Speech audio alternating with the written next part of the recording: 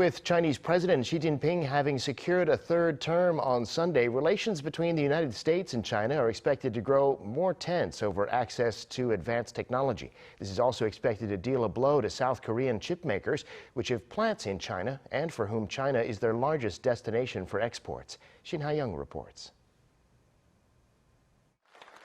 On Sunday, Chinese President Xi Jinping secured his third term as leader. In his opening speech at the Communist Party Congress, President Xi emphasized that his goal is to accelerate China's technological self-reliance and win the battle in the key technologies. South Korea's chip industry is expected to be hit hard by the rising tensions between China and the U.S. because semiconductors are Korea's biggest export to China. In September, overall exports to China amounted to $13.4 billion, with chips taking up 30% of the total.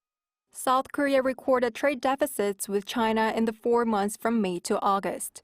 There are risks coming from the U.S. side as well, which is trying to restrict China's access to advanced chip-making equipment, which is used in China by South Korean firms Samsung Electronics and SK Hynix at their local plants.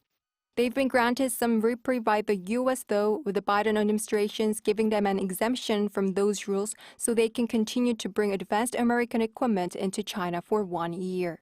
After that, however, things will get tough considering the massive amounts they've invested in China.